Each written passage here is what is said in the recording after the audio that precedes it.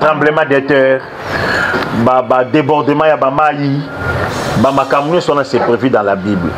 Ça dit ce sont des signes. Tous on a un angle spirituel. Ezali bilembo ya tango ya suka ou ezali ko annoncer que le monde va vers sa fin. Alors, la deuxième fois, dans le baboui, catastrophe naturelle, les alliés, monsieur, se peut causer des autres, bah, géographe, bah, toi, science, bah, toi, mère, bah, le bique, bah, tu batumbi, bah, baby, si couche à ozone, bamboule, bah, na kobeta mingi. Et puis, autre chose, la catastrophe naturelle, bah, tu bazo kufa pona nini. L'État nabiso, oh, l'État, depuis tant que catastrophe, tant que bouto, bah, gérer mboko, bah, que bah, irresponsable, na makambo ebele. Bazaki ba irresponsable avec le conseil en bon qui mouyibi autre c'est que la boka ko fona ki mouyibi ba sa lotissement ti ba tu pembeni ya mai oh ba bi que na ba norme de construction il faut que tu au moins 100 mètres pembeni ya rivière entre rivière na ba tu faut au moins 100 ou bien 200 mètres ndenge mundela tika na po makelele banda le suka na prince ke wenza baluba. Mais c'est union swana ils ont un terrain vide marécagé batu batongi ceux qui mboule bâtiment et côté bomi batu ils ont faute ya nani l'état wa tekela ki bango wana message ni basi ba pesi ya mboka ya bien ko kisami apa ya ko distraire biso ya lukuta Moussou auto sa prophétie le 23 mars le 25 mars vous allez voir nanga va mourir ce qui va faire 25 mars en c'est les qui.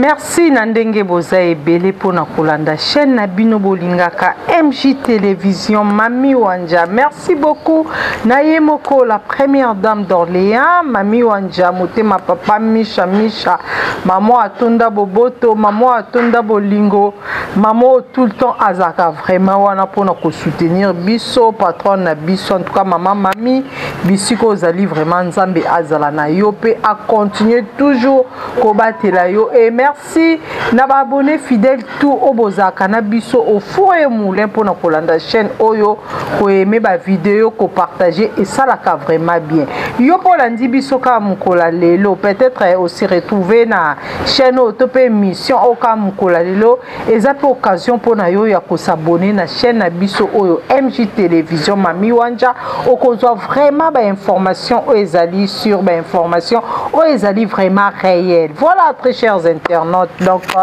lelo vraiment tokolobela makambo etali spiritualité lelo tokota vraiment na o etali religion parce que des fois mingi tolobela kaka masolo ezali ya musique tolobela kaka masolo ezali ya théâtre. Pourquoi tokolobe la prophétie lelo? Tokolobe la prophétie parce que ba faux prophète ba komi ebele na mboka na biso. Ba prophète wana bango bazaka so likambo se salami to pe muta kufi après akomi ko leka na ba émission ona lobaka déjà na sakola pona mutu wana ayoka kate. Mais mboka na biso na moment oyo ezotambola vraiment lolenge esengelité parce que makambo eza ebele o ba prophète bazoko ka komona ngote voire même guerre eza na est ba prophète bazoko ka bakoka komona yango te bazoko ka pe ko silisa yango te ne yango na plateau na nga na zanga mokote kaka nde na annonce ki lelo to beta masolo o etali religion na zana moko ya ba apôtre donc yé vraiment aza motinda mi yankolo na kombo ya apôtre Emmanuel Kaniki Chibamba na yeto ko beta masolo to développer sujet na biso o ezali la prophétie et ses conséquences. Apôtre Emmanuel, bonjour. Oui, bonjour maman Sylvie. Miko ebele hein? Oui. Makambo pele ki mingi. Oleka na MJ kala. Kala tembe nazaka mwana ndako ngayo na ye. Apôtre, moi personnellement, je te connais, la première dame d'Orléans, aussi Mami Wanja ye pa ebi très bien parce que à mon akayo trop souvent tango le kaka na chaîne na biso na ba émission je crois to banda na yo depuis bande la chaîne au banda ko le kana ba émission ti le lopé pasteur donc bande maison bande komsusu o bazo landa biso ba ebi bisika apôtre Emmanuel Chibamba autate babi apôtre Emmanuel Chibamba yemoko asoto proclamant apôtre topé eza nzambende mutu abengaki en tant qu'apôtre na habité apôtre Emmanuel Chibamba auta wapi abanda ndenge nini ezaki azokiango na révélation eza appel ya nzambe yemoko topé eza nonka yemoka ateli abi a église ekoma nango ko futa tikanga pe nasala pe église na ngai parcours na yo outa po banda wapi. Bon, pour le parcours, nous avons botami dans une famille chrétienne. Oui. Outa bo moi na biso, dans le bon outa bo 2 ans, ba âge ba 3 ans, 4 ans. Nazaki déjà choriste na chorale ya Nzambe Malamu. À l'époque, nous avons dit na balazan nous vivant, assemblée la coute peponanga. Dirigeante na biso chorale les alaki sœur Nicole. Azaki moi na lemba terminus na Irungu je crois. Azasi ko je crois médecin, docteur. Yem tolaka dirigeante na biso ti tokolika en église Nzambe Malamu après na eko se consacrer makasi vers les années 90. C'est-à-dire, Nazaki non l'église Nazokola, mais vers les années 90, na eko yamba vraiment Christ comme Seigneur et Sauveur, ndé na se consacrer. Par là, ndé na koutan ki na pasteur nanga qui est dans la gloire, Bishop John Bopata, Christian Chimanga, Placide Moulaba, Alain Lebazan à Luanda, bangonde bankata ki ngai ti na eko tika na makolo Bishop John Bopata au lelo atiki biso, ça fait 3-4 mois, il est dans la gloire. Na bandi ko évoluer jusqu'à ce que dans l'an 2000 aye ko prier pour nga consacrer comme apôtre bon place onde na lobaka témoin ya ministère eza mutuye moko lelo mutu akomi lobaka nga naza prophète naza pasteur naza boy mais conscience na ye moko yebi ce qui a un appel toi un appel te témoin ya ministère eza na yo moko. Alors résultat de tout le monde a sur le terrain albaki aza apôtre tout le monde a musala ya apôtre albaki aza prophète tout le monde a musala ba prophète albaki aza docteur aza pasteur tout le monde a ngona misala mutu ko loba melo ko pour vaquer plus misala mutu tel apôtre donc nakoyi koloba na et musala ya ba apôtre ezaka vraiment ni bon musala ya ba apôtre eza complexe pour tous les ministères tous les ministres de Dieu. C'est-à-dire toi on a 5 ministères tu as un ministère apostolique pastoral prophète évangéliste na docteur. Maintenant un apôtre aza kwa musapio ya tushaka misapinyon soyo. C'est-à-dire apôtre akosala musala ya ba ministère nyonso oyo. Alors apôtre bazaka souvent pe ba missionnaire to ba benga ba ministre ya ba fondement. Musala un apôtre akoya dans un milieu batu ba yebinza mbete. Abandi côté bango comme étant évangéliste, amisi bango Yesu. À la presse comme dans milieu wana église ezate akobâtir église étant akobâtir ceux qui aza apôtre stationnaire to avant exemple quoi parler sur le Paul Mutombo. Aza stationnaire avant wana me bana bazo fungola ba assemblée o yazo établir bango. Mais apôtre monsieur a quand même missionnaire. Akoya place moko à travailler à gagner bato fungoli église à établir pasteur. Akena milieu monsieur nzamba kotinda ye. C'est comme ça les apôtres ba travailler kandenge wana. De baza batu ya terrain baza kapenda stationné si ka mon côté. Ça selon appel na mission na grâce nzamba pesier. Muso ako vendre dans une ville mais akenda fungola ba assemblée azongi wana to aza na ville mais bana a former bana bazo ken bazo fungola ba assemblée. Mais muso na kaye moko fois se déplaçaka. On te bien ba apôtre ministère à Coquin de France a fondé l'église pour un temps travailler à établir un pasteur à l'équipe. C'est comme l'apôtre Paul Azaki un apôtre missionnaire. L'apôtre monsieur Azaki apôtre stationnaire. Jacques Azaki apôtre mais na grâce dans Azaki pasteur Azok en église à Jérusalem. Mais tandis que l'apôtre Paul Azaki missionnaire. Azotambola ba ville ba mboka no somo na église de Corinthe, église de Philadelphie, église de Thessalonique, église de Atite, église Boeboe, ba Philippiens, ezaki ba mboka azo kende ko fungola ka église azo établir bana azo établir ba pasteur pour ba kambe puis azo kende côté nzamba za ko tindai, c'est comme ça. Alors moi dans ma grâce, c'est comme aussi je suis un apôtre missionnaire. Pour que n'a pas na kapena église tamulaite, même pasteur nanga John Bopata ko utiliser nga bon azo que na ko fungola ba assemblée et puis bah établi babasa na l'équipe, c'est comme ça que nous avons travaillé et lelo tu as l'église par-ci par-là, on a travaillé dans Lemba yo yebi aux afruits na biso na Mbinza l'église des Ali, moi nanga za kuna pasteur Bobo azo campagne une grande église aza grâce à prophétique na bamo kali na bakingasa na suka na baveni moboma kuna nyo surtout to fongola ba assemblée, c'est comme ça que tu travailles et na minute on zamba ça bien ce vers d'autres cieux, je crois dans peu de temps tu de vers d'autres cieux pour que nous fongola ba assemblée. Très bien, apôtre apôtre Emmanuel Chibambakani. Alexis, nyo so bakombo nanga. Apôtre Emmanuel Chibambakani qui koyoka parcours na yo ki otanga ki pe kombo ya père spirituel na yo. Rôle ya père spirituel na bomo ya mosala nzambe ezaka nini? Voilà, c'est là où esika batu mingi bazo na ba confusion na makambo nzambe. Un père spirituel. Bon, tout ça on a muke sima. Mutu musoko da yebi nzambe te. Mutaya te ayambisi Yesu. Peut-être ba gagneur d'âme. Mais gagneur d'âme on a te ayambisi so na papa na molimo te. Aza canal oyo nzamba utilisé pour te ayo oyamba Yesu, a gagner âme na yo. Mais père spirituel so aza muto ya zuyo. Tango ndimeli Christ wana. Abandi ko encadrer yo. Abandi côté ya yo. Abandi ko prier na kolandela spirituellement côté ya kolenzo ko kolisa yo tio ko atteindre maturité ya makambo nzambe okoli. Ceux qui posent na ministère na kati na yo a orienter yo, a former yo, enseigner, a orienter yo, a établir yo ministre. Yo na des pères spirituels. Confusion les gens na Kinshasa mingi. Mutumso aruta na église moko be papa na molimo après tanga sa l'église awaka na papa na molimo te o nga papa na ngai o soni papa na nga kutine papa na nga bete. Oui, ba maître pe bazali. Maître nga na kolo bake ah père spirituel nga ezali John Bopata. Mutate ya ngai prophète Serge Pacheli aza na France. Ate inga yambisi nga Christ nonande. Mais il était père spirituel. Père papa na nga te. A gagné âme après ate inga na ndimeli Christ. Mais père siko yo moto ya zwingai. Abandi ko former ngai, abandi ko encadrer ngai. Ye wana ti na koli na makolo na makala former ngai yo na des pères spirituels nanga. Eza lokola Paul. Jésus abimile na nzela ya Damas. Alobeli Paul, na tiens-toi s'il te plaît kenda pese mission. Mais Paul akena makolo ya Gamaliel kuna nde muta former ye. Papa molimo ya Paul ye wana.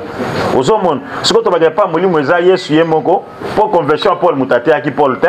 Azoke de po aboma batu. Lumière rebétie Paul akwei. Yesu abisi ezalinga ndozo persécuté. Baramoko abitelema apese mission. Kende boy, kende bena zio katsa ba pagano na kotinda yo pour kendo te ya bango. Sango balba fongo mamis balongo de royaume des ténèbres, bana royaume des lumières. Et puis à l'obéle tango esili Paul ake pa Gamaliel, place akeko koyekola makambo ya Nzambe. Pour comment qui aveugle, kuna basambeli pona beka ekoi na misu, aba bandi ko former ko encadrer. Siko to ba ke Paul père spirituel neza Jésus abimela ki non? Place baké ko encadrer ye akola makambo Nzambe ba former pendant 14 ans. De papa molimo yewana. Serge atia ki biso sango malamu tondimeli Christ a participé à la nouvelle naissance na biso. Mais il ne nous a pas encadré dans le ministère. Papa molimo de John Bopata bazana ba Placide mulaba na ba Kishanchi mangabalan le bazana Luanda Placide azawa yebi omona kae. Mais na ko évoluer mingi plus ko na makolo ya Bishop John Bopata o le lo atiki biso il est dans la gloire. Yem tabani ko former ngai ko enseigner ko laksanga ndenge bateyaka ndenge ba muda côté yaka ko orienter ngai à découvrir ministère ezakati nanga a prier pour nanga abandi ko orienter ngai ti lelo. Ye wana nde papa ya molimo. Ah, très bien, pasteur Emmanuel. Mais si nalanda mosali ya Nzambe moko kolobaki père spirituel azalakate. Père spirituel azali. Moi nazanga papa azalakate. Père spirituel azali. À part père spirituel, on appelle un maître spirituel. Aux monde, les na koloba boye na makambo ya divinité. Pour la bonzambe unicité à Jésus-Christ. Oh le bonsu bâti à la Trinité. Oh Dieu le Père, Dieu le Dieu. Et ça que Dieu moko asala comme Père, comme Saint-Esprit. Mais moutan c'est là qui m'a cambouana et ça apôtre Ben Shaddai. Pour ça papa molimo basoni. Na ko bien maître spirituel nangai. Nazaki na makolo Johnny Bopata metang il s'agit à quoi ma divinité n'a pas apôtre Ben Shaddai. Abandi ko former nga nazoye pas neto vanda banki. Donc différence ma cas c'est alliés entre père spirituel et maître spirituel. Différence c'est alliés. Maître spirituel les moto azio abandi ko former sur ba makambo moko boy. Donc maître spirituel azali kolo ya père spirituel. Maître spirituel azali kolo ya père spiritualité. Eza le ko la leti ngai boy. Ceux qui nazalaki ya fermi. Eza grâce ya non comment faire. Te na biso ki nazalaka fermi makasi. Ezali grâce ya frère Levier. Zoki na frère na biso moko mpaka Levier. Bango ba voler na mole na mole. Frère Levier de mutu asimba ngai. Tango na ndimeli Christ asimbinga na fermissement. Abana sanga fermissement pesinga ba fermissement formé nga makambo nzambe zalaka boye. Mais père spirituel eza John Bopata po na koli na makona mais Levier zaki ko ya ko former ngai. Donc ça peut mettre na ngai. Tu vois, azo kotsaka makamoko boya molimo. C'est lui là qu'on appelle maître spirituel. Nous manani na ko vanda boye père spirituel ngai eza John Bopata. Mais na ko na bien na mona ka personi za makasi na makamoko be na ko mokende ko yekola pe pas soni. La pe na ko tuna na ki sanga likambo tel bezala ka ndenge nini. Abandi ko former nga abandi ko laksanga mais comme maître spirituel nga mais père spirituel nga été. Donc c'est comme ça. Très bien, pasteur Emmanuel Chibamba, toza ko évoluer l'émission na biso tokota siko na mama na likambo mama ya sujet na biso o ezali prophétie na ba conséquences tango. Prophétie ezana nini papa? Bon. Prophétie botoke na terme o ba bien se ba comprendre hein. Prophétie ezali message. Ya mutute le message que vous te pas nzambe azana posa lobela batu pona ko édifier bango to pona ko tia bango en garde ko zongisa bango na nzela nzamba ko utiliser mutu atie maloba kati na ye mutu na ye ko lobe pa peuple ya nzambe nde to bengi prophétie.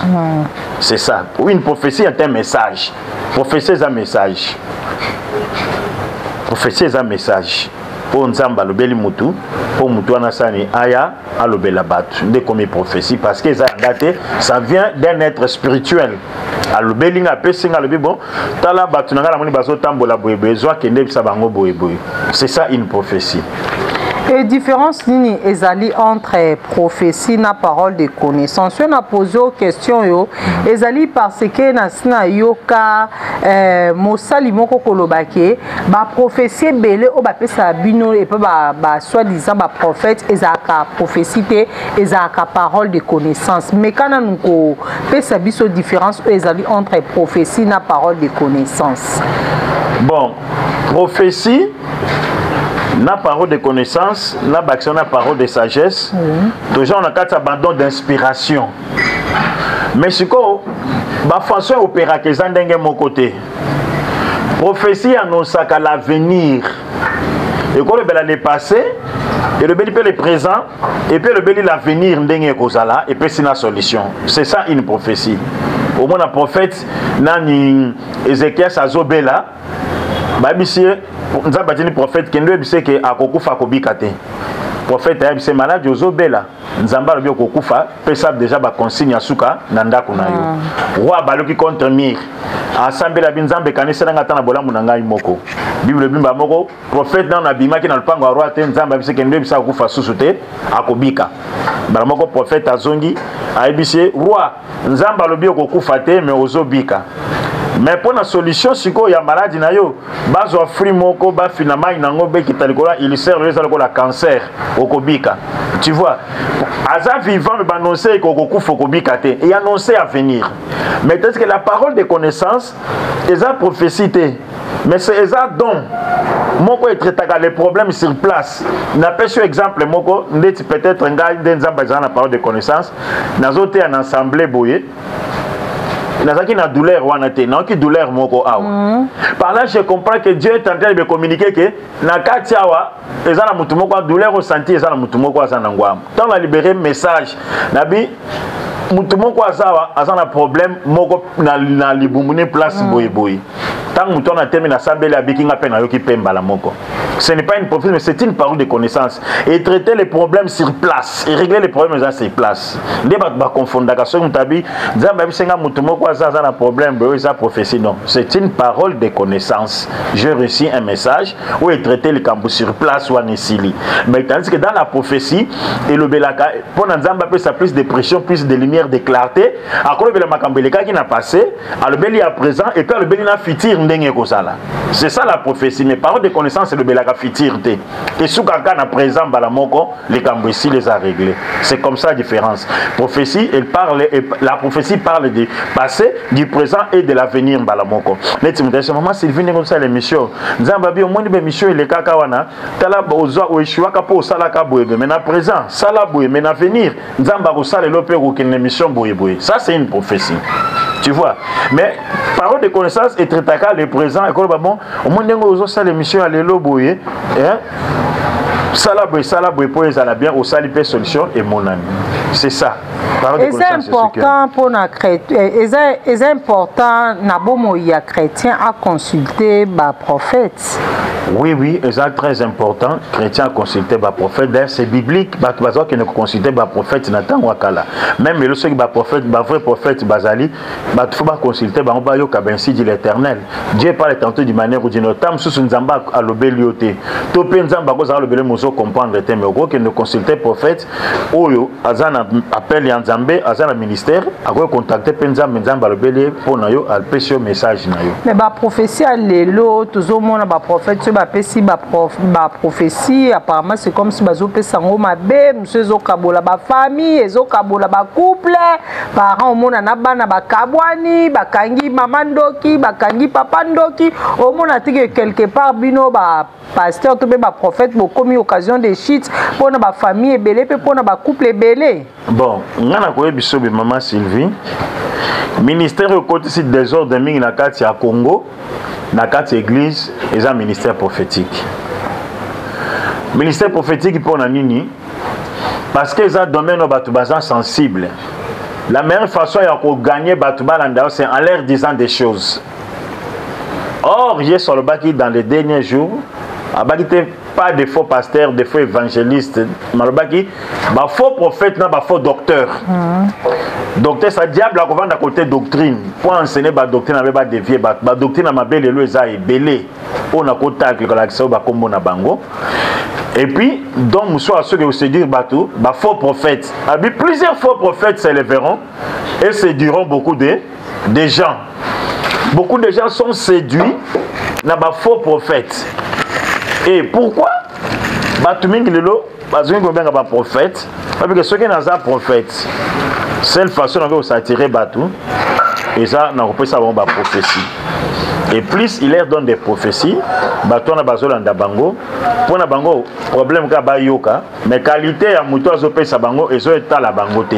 C'est ainsi batuming bazoko na ba piège ba faux prophète, ba famille zo panzana, ba bambo kezo kufa ba message à lukuta. Une prophétie ne divise pas les gens, prophétie sangisaka batu. Ce qui prophétie est divisé batu ou c'est pas Satan, c'est diabolique. Dieu ne divise jamais les gens. Nulle part l'apôtre appelle ça prophétie, Jésus appelle ça prophétie, ba prophète appelle ça prophétie dans la Bible kabola batu non. Prophétie en Zambé sangisaka batu. Prophétie appelle ça kabatu, appelle ça kimia. Et prophétie est un amour nakati. Si Tumba papa na boma et kabwana famille na baba ndeki ba sala ça c'est une prophétie qui vient de Dieu.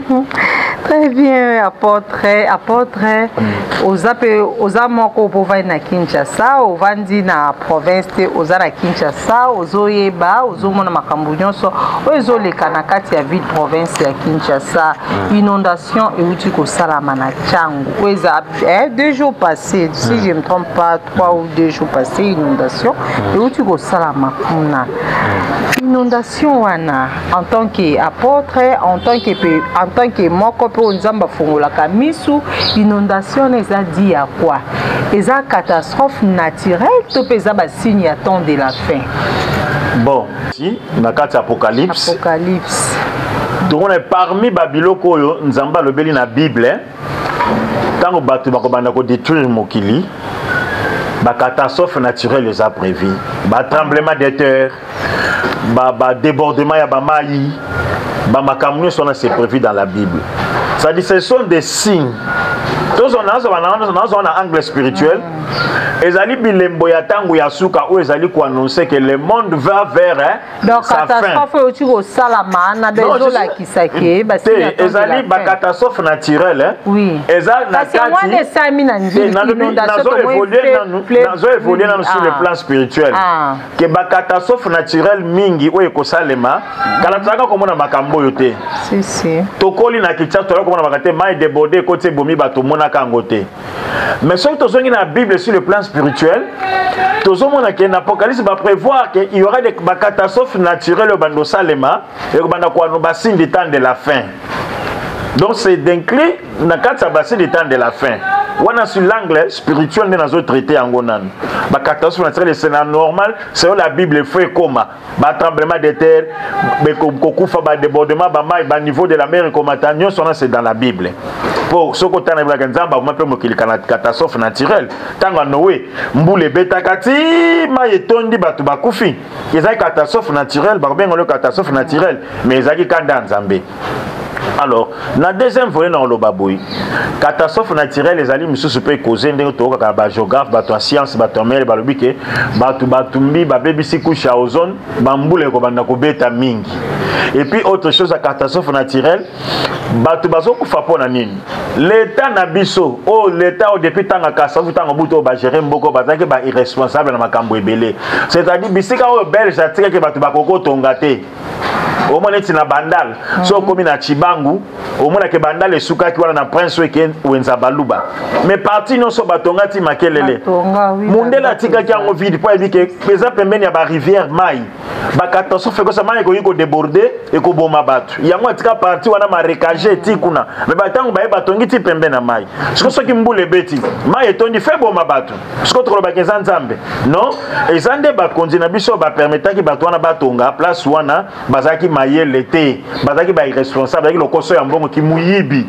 O tsekela mbongo ko pona ki muyibi, ba sali lotissement, ti ba tu pembeni ya mai o ba bi na ba norme construction, il faut que tu au moins 100 mètres pembeni ya rivière, entre rivière na ba tu faut au moins 100 ou bien 200 mètres. Ndenge mundela tika na poma kelele bandale suka na prince weke wenza baluba.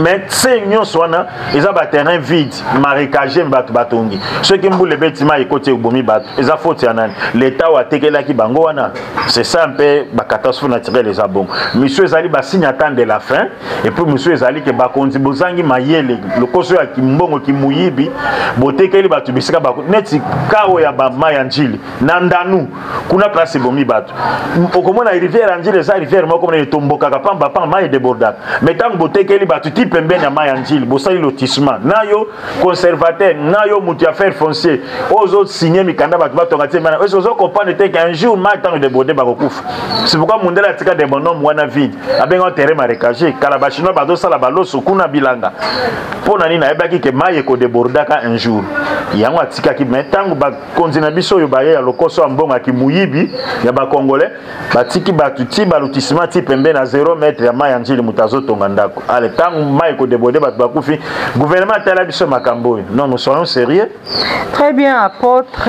Donc, je crois bandeko makambo ezo sala pasi ezo pesa pe mawa ezo pesa pasi pe mawa biso MJ Télévision, la première dame d'Orléans, madame Mami Wanja na ba personnel tout ya chaîne oyo tozo présenter ka ba sincère condoléances ka ba famille pour venir so o ba kutani vraiment na likama na mbulo euta ki kobeta. En tout cas, tozana bino vraiment de cœur, tozana bino vraiment nzambe a continuer lisusu ko batela bino pe nzambe a continuer ko batela mboka na biso Congo. Apôtre Emmanuel Chibamba, tobi ba prophétie to tolobeli plutôt prophétie na ba conséquences nango. Je crois yango nde ezali vraiment maman na thème o tozali ko développer ensemble na yo. Est-ce que na mboka na biso Congo ba vrai prophète bazali? Non, na mboka na sekananu. Na mboka na biso si faut trouver ba prophète pour nanga na kolo baboye. Ceux qui baza babunga nzela babunga mission. Babunga nzela ndeni. Yami balé to bazate. Oui. Ceux bazali c'est que babunga nzela babunga mission. Ceux qui bazali babunga nzela babunga mission. Yami balé. Ceux qui yami balé bazate. Oui, bazate. Ceux qui baza babunga nzela. Oui. Mais ceux qui yami banabi ke bazate. Mais ceux qui baza babunga nzela. Yali bosso nabi ke bazate. Mais banabi ke ceux qui baza babunga nzela. Par là ce kolingo lobani. Pas ngalo baboye. Ba prophète na biso, tant ba prophète na nation na kati mboka. Baza batu moko lorsqu'il y a un problème. Avant que problème ya nzamba lobi, avant likambo moko ekoma na mboka moko. Ngai nzambe na nosakana nu na basai na nga ba prophète. Quel est ce président côté le malelo maintenant le baké? Vous prenez la guerre à est hein? Nzamba ebisenga na bonda gabe po esila. Tout ça parce que mboko to priaka mingi. Tout ça ba prier na ba stade pour na mboka. Tout ça ba stade ba jeune ba martyr. Au jeune be pour na mboka. Président de la République il y a qu'à te inviter ayi ba fuka ba sambeli pe na ba prophète. Mais miko eleki je crois ba moi eleki na mona ki pasteur olé sur ba vidéo na réseaux sociaux ko la vraiment na ba poto pour na ko prier pour que nzambe ayoka mawana est guerre ici là. Non, maman Sylvie. Tout ça ba réaliste hein. Tu peux ça impression té. Na pesa impression mo pour na s'attirer faveur ya bato ba changaka. Moi je crois babilo kwa bongo. Ils ont des pesa impression bato ba changaka. Tu vois? Mais toi on a besoin de si il y a de vrais prophètes na mboka oyo hein? Ou ben prophète des nations. Tous en la guerre. Président de la République a zobuna ba diplomatie pour guérir parce que tous en armée o ezobunda tous en armée. L'ancien président Kabila a déstabilisé ces pays, a déstabilisé l'armée makamno a déstabilisé na infiltration na bango basali na ba Rwandais. Fachi azobunda na bandenge siko ba diplomatie pour to gagner une guerre wana parce que bitumba na guerre wana ba force ya étrangère autant mindele bazaki na sima bitumba wana. Alors final nous kokoi sana no bango et puis toi content siko makambo ya Rwanda parce que Rwanda n'est rien. Tu vois? Mais quel est ce prophète là toi on a posé au thème là bakeno pour la guerre wana ndenge niveau ekomeli nzamba ebisinga e passer la prophète des nations.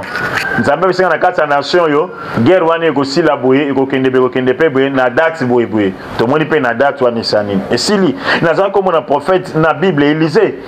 Israël les a na guerre na Syrie. À côté na chambre azur roi. Après ces flèches, roi tiré mbala moko mi balé message. Abina e falo tiré mbala ebelé. Le colo tiré 3 fois, au long à bango na kaka 3 fois. Roi pas que na terrain, alongi bango na kaka combien de fois? 3 fois. Mais toi on a besoin d'un prophète né ya bongo. So nous a prophète, tout le monde a mis ça la prophète. Prophète le qu'on a Élie lui abondeli mboule kamngami pendant 3 ans. Et puis à Sambeli Mboula Izongi. Toi, on a besoin d'un prophète en dengue.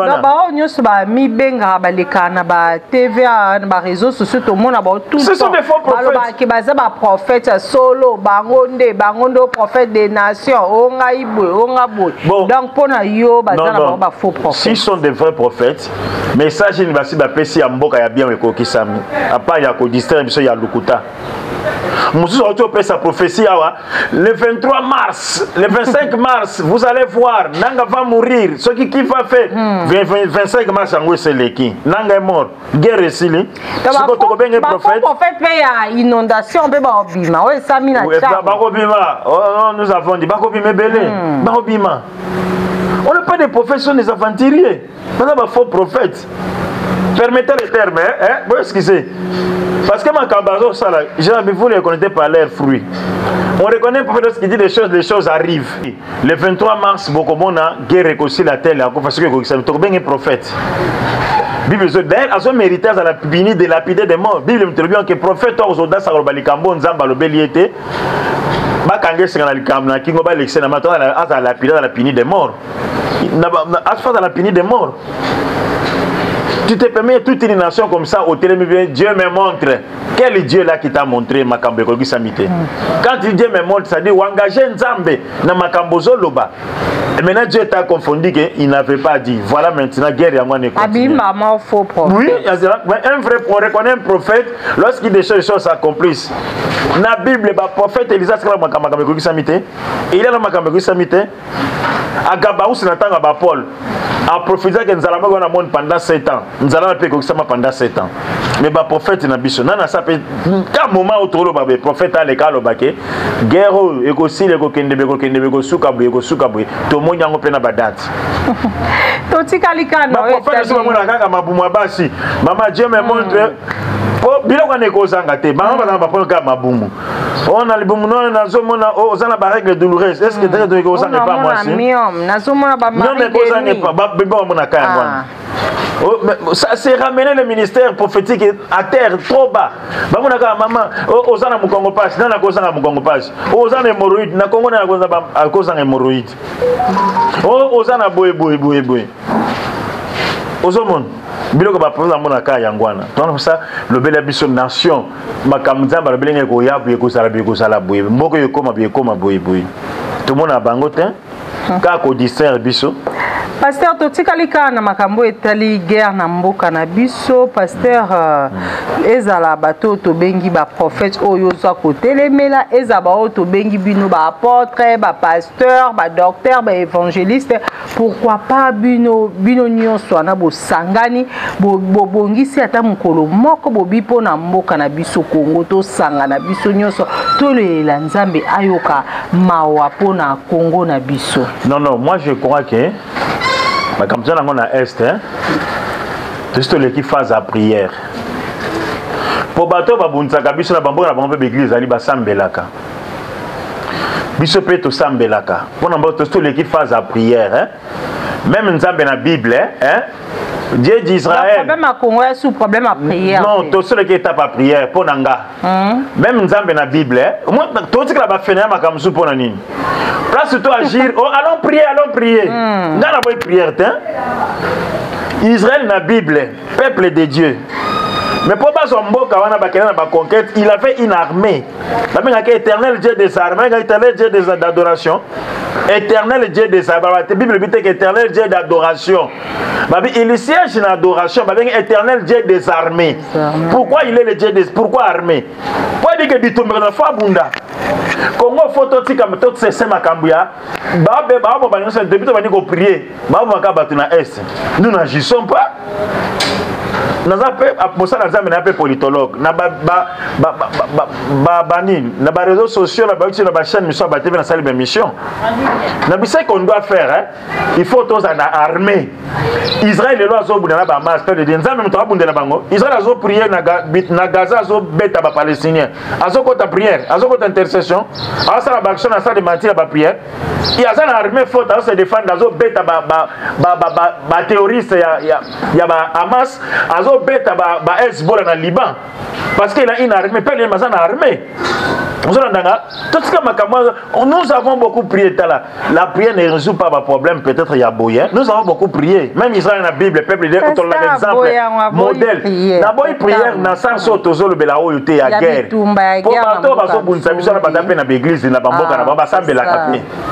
Mais qu'est-ce que nous font la guerre? C'est l'armée, non?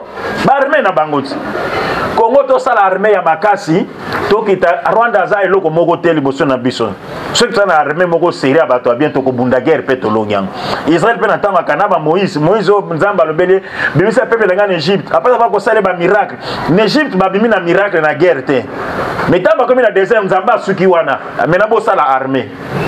La biso en Égypte na ba miracle. Ezabo été. Mais ne sera miracle ti na désert. Nous avons intervenu pour la conquête de Mabanga et quitter Boimba tu Gabaon. Mais c'est Israël qui combattait. Abobeta fanfare, Babeti Jéricho et Kouyi. Vous avez entendu? Place M. Baké guerre contre Aïe, ils ont la commune comme un épée. Josué, moi je suis Salah armée, chef de l'armée, Salah armée. Bazako Kanzambete, Bazako Bondelate. Ban batamba na moi beta li pata nzambe yango na butu colonne de feu. Mais bazana armée na ba épée. Vous avez entendu? Pour te dire que Dieu a sorti ma prière na biso. Biso ce que tu as conscience. tozwa minduki tobetana tobengana bato na dehors batuti wana. Très bien, pasteur. Tomoke Malé Malimbe na suka. Pardon, merci. Pas qu'on s'habille sauter. Allons prier. Oui, on a déjà prié. Beaucoup va prier seulement trop. Mais nous n'agissons pas en dehors de la prière. La prière, c'est le côté spirituel. Mais le côté physique, nous n'agissons pas. Tu prier, mais ce que physiquement, tu as dit que tu as prière, tu as dit que nous avons soutenir, nous avons prié, tu as gagné. Mais nous ne combattons pas. Très bien, pasteur. Tomo apôtre, Tomoke Malé Malimbe na suka émission na biso tokota yamboto kabwana tokota na deuxième partie. Il y a émission na biso ezali conséquence ya prophétie. Conséquence ya prophétie eza vraiment nini? Ma conséquence ya prophétie. Bon, ma conséquence ya une bonne prophétie. Batu bakozwa vie qui me kokota bakambo ekende bien. Batu bakozwa peuple la restaurer. Mais ma conséquence ya une fausse prophétie. Batu bakobunga nzela. Parce qu'une fausse prophétie la moto avec la zotambwisa yo. Yo zana ba problème na yo. Oye prophète sambela ponanga un prophète abandisi ko lingwa ko masuma kangu na yo opo ebima il faut na bi pour essayer la fona coucher na bima na yo zomon donc ba fausse prophétie ko bungisa bato ko bomba to ko détruire pe ko ndima ya bato ba fausse prophétie et ko panze ko diviser bato c'est ça ba conséquence la ngoyangwana yango to na mboka o lelo ba fausse prophétie et puis c'est même président de la République a ba prophétie bonne et espoir ma après ko ki samite même yemo pas ça dessus bisika na ba prophétie monsieur son pour na mboka o et ko ki samite tu vois. Voilà, tout comme vraiment na suka message d'une ko lancer premièrement là on s'est là au lancer message na bandeko ba sinistré o ba kutena likama ya mbula o tuko beta wana mikoleleki et puis au lancer pe message na bandeko na biso ya est bisika wapi bazana kimia te bazo perdre ba vie na bango tous les jours et puis message à suka na olinga beaucoup plus au lancer na peuple congolais en général. Bon, pour na bande kona biso ya mbama ya njile débordé, naza pe na famille kuna. Naza na petite sœur nanga za kuna na bana ndako na bango pe côté la ki bango mai. Na benga ki bango babi toza na école baye ko vanda na école Lumumba place gouvernement zo ba komba to ba sunga bango. Bazola la libanda la belle étoile. Donc nous compétissons ensemble avec vous. Tu dis que le gouvernement Zali a bino en charge, gouverneur de la ville à Yokapenga. Tant que Zambo Kozala Kola Papa, Batona Baza Pepe Nayo, Bota la situation à Bango et Makana Bango Po, Makamana Bango qui n'est malam. Ils n'ont pas choisi d'être là, mais circonstances à vie et celle qui va se retrouver dans la zone Wana Yabamai. Alors en tant que père, mais autorité morale, président de la République, Boti Kabande Kwanate, Bosunga Bango, tout ça peut du cœur avec eux, nous prions que Makamne soit qui est bien. Pour la bande qu'on a biso ya est, des fois biso batova na Kinshasa, Makamne bozo traverser batumingi ba ibi angote. Mais il faut qu'on a la six place pour na komona Makambo boza ko endurer. Tout ça na ba vidéo, tout ça na ba image ya Makamne to monaka, mais tout ça na bino de cœur. Biso bato yo to continue Makambo ya nzambe na politique. Tout ça la pression. Na bato ba soutenir ba Rwanda bazo bomaka bino. Pour Batika, soutien à Rwanda, Makamno se kende bien.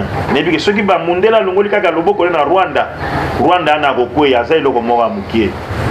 Mais boza na kimia nzamba zo sunga, tout le monde va recrutement salami par-ci par-là. Ba ministre Jean-Pierre Biembemba, ba Gilwando ba loko bazo sala ba recrutement pour que tous en armée makasi ya ko défendre bien pour na to sécuriser et sécuriser est wana.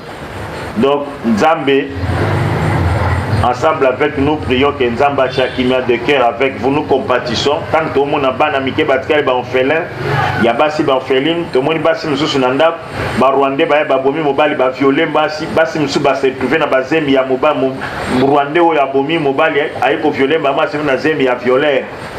Teli bilo quoi se passe na bino zape passe na biso.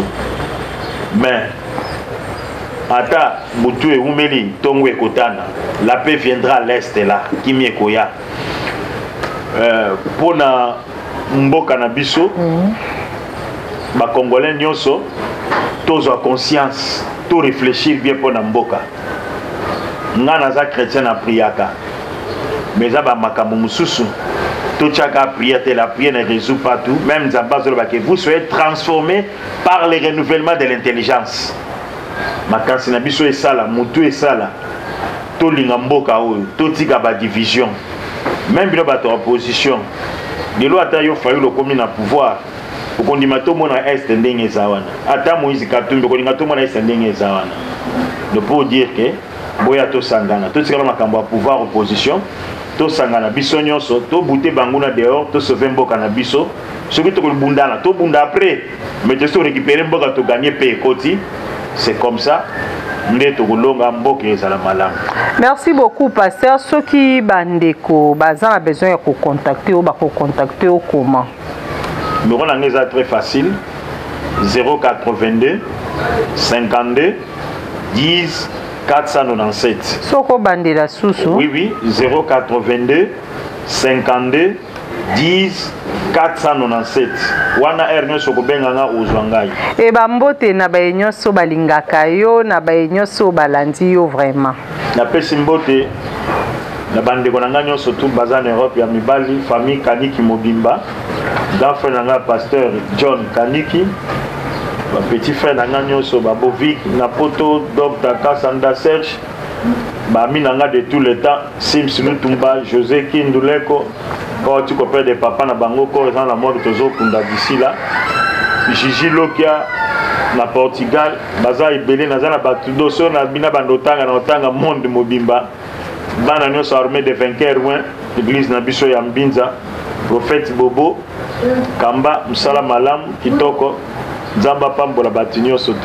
Merci beaucoup apôtre, merci beaucoup Nabino Nyonso Bolanda qui émission Oyo. Merci beaucoup Naemoko, la première dame d'Orléans, madame Mami Wanja, Motema ya papa Misha et merci infiniment na King Eganda Ozaki Sima caméra, merci na Lumumba, Adida Lumumba, l'homme à la taille S, l'homme à la taille S. En tout cas, merci beaucoup, merci na Junior Mobutu, équipe technique pour MJ Télévision, merci Nabino, merci na Yariki Matobo na London pour na lelo to suki awa et to kutani prochainement pour un nouveau numéro émission na biso. Bye.